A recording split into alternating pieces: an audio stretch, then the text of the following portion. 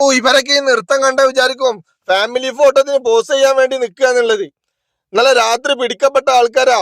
ഡോക്ടർമാരുണ്ട്, നല്ല നല്ല കാര്യത്തിന് പഠിക്കണ, ജോലിക്ക് വേണ്ടി പഠിക്കണ ആൾക്കാരുണ്ട്. ഇവരെ ഈ നൃത്തം കണ്ട വിചാരിക്കും ഓ എന്ത് പാവതാണ് കാണുന്നതില്ലേ. എടോ, ഇവർ ഈ സമൂഹത്തിനെ വടക്കാക്കാൻ വേണ്ടിയിട്ടുള്ള ആൾക്കാരാണെടോ. ഇവരൊക്കെ പിടിച്ചു കഴിഞ്ഞാൽ ഒരിക്കലും ജാമ്യം കൊടുക്കരുതടോ. ജാമ്യം എടുക്കാൻ വരുന്ന ആൾക്കാരെ പിടിച്ചിട്ട് ആദ്യം അറസ്റ്റ് ചെയ്യണം. നമുക്ക് പറയാനുള്ളത് അതാണ്. നമ്മളെ പോലീസുകാരോട് പറയാനുള്ള, ഇവർക്കൊന്നും ഒരിക്കലും ജാമ്യം കൊടുക്കരുത്. ഇവർ പുറത്തിറങ്ങി കഴിഞ്ഞാല് ഇവരിത് വിൽക്കാതിരിക്കണില്ല. വീണ്ടും വീണ്ടും വീണ്ടും ഇവർ തന്നെയല്ല ആവർത്തിക്കണത്. ഈ പിടിക്കപ്പെട്ട ആൾക്കാർ തന്നെ വീണ്ടും എത്ര പ്രാവശ്യം പിടിക്കപ്പെടുന്നു? അതെന്തുകൊണ്ടാണ്? നിങ്ങൾ കൊടുക്കണ ശിക്ഷ പോരാത്തത് കൊണ്ടാണ്.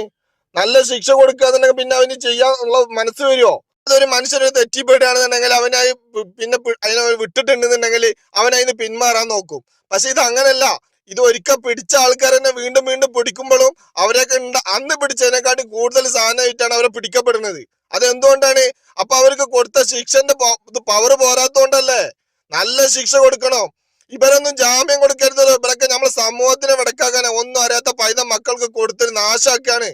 എത്ര എത്ര മക്കളാണ് അനാഥായിട്ട് പോണത്. ബാപ്പാനെ വേണ്ട, ഉമ്മാനെ വേണ്ട, എന്തെല്ലാം ദ്രോഹങ്ങൾ ചെയ്തുകൊണ്ടിരിക്കുന്ന സമൂഹത്തിന്.